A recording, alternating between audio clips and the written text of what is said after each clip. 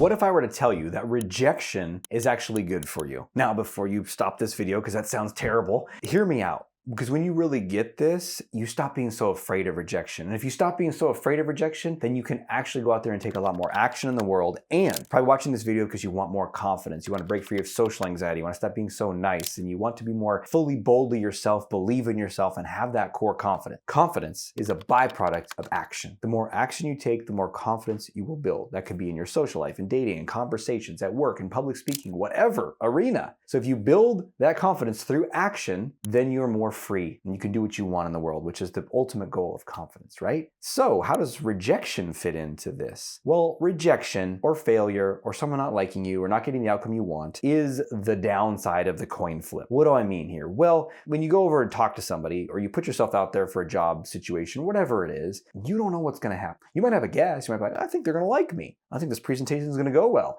Or you might have the opposite. This is going to go terrible. Ugh. And first things first is your predictions are often all over the place. And I wouldn't take them too seriously. It's about testing and taking action in the world, not believing the prediction that it's not going to go well and saying, well, I knew it, it's not going to go well. You don't know anything. You're just guessing. You're projecting into the uncertainty of the moment some bad sense of certainty that it's not going to go well so you can stay safe. So we want to test it out, take the action, which is a coin flip. It's going to go well, it's going to go badly. They're going to like me, they're not going to like me, or something in between. Here we go. So rejections, them not liking you, it not going the way that you want, are inevitable, that means destined to happen, outcomes. As are the good things and getting what you want, right? So it's not like, yeah, you're destined to fail every time, you loser. That's what the critic in your mind says. But sometimes I fail. Sometimes it's like that. Sometimes they don't like me. Sometimes my talk was not polished or it was bumbly or I got nervous or someone asked me a question, I didn't know how to respond.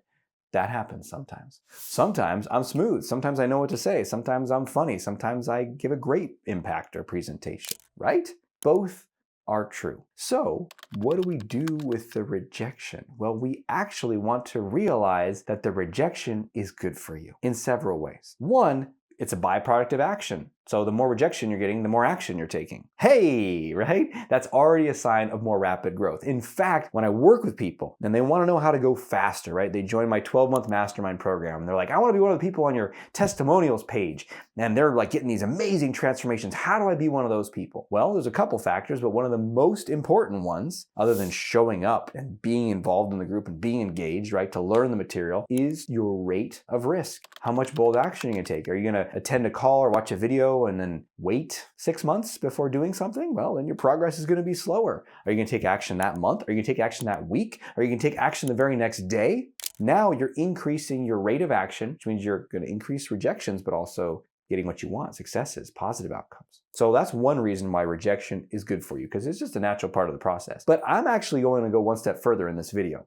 Say something crazy, which is the rejection itself is actually good for you in its own experience. And I know it doesn't feel good. It feels awful, right? Maybe you question yourself. Maybe you just feel this sinking, awful feeling. And I often help people discover what they're doing inside to create that pain, because it's not coming from out there, it's coming from in here. But that's all good for you. And here's why. Because when you get rejected, the default pattern might be collapse and self-hatred and pessimism about the future. And though, if you don't just implode and stop and collapse into your closet in a corner and give up forever, you're actually going to grow significantly from that rejection. It just depends how you work with it. So if you say to yourself, like, I guess I'm a failure and no one's ever going to like me, then you're probably not going to grow much from it. But if you really get curious and ask yourself, what am I doing to myself here? Why do I collapse like this? What do I tell myself when I get rejected? What story? Am I imagining it's not going to work? Wow. And you really study the pattern, you get so much freedom from it over time.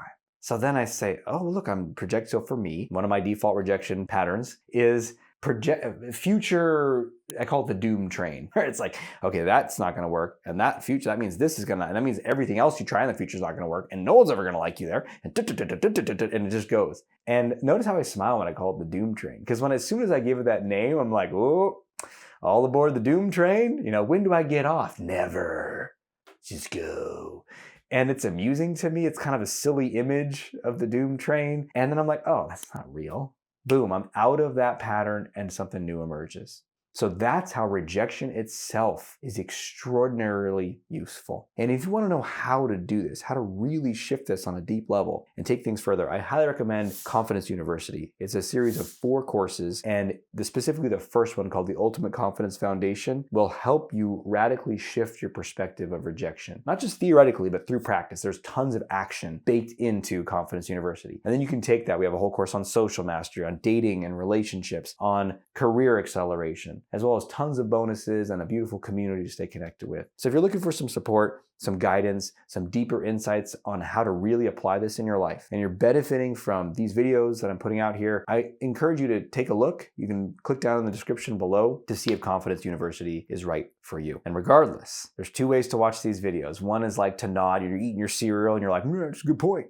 And the other way is to go practice this, to go implement this. So that's my invitation for you. And share down below in the comments what you're finding most valuable, what you're gonna practice in your life, and we can all learn and grow together. Until we speak again, may have the courage to be who you are and to know on a deep level that you're awesome.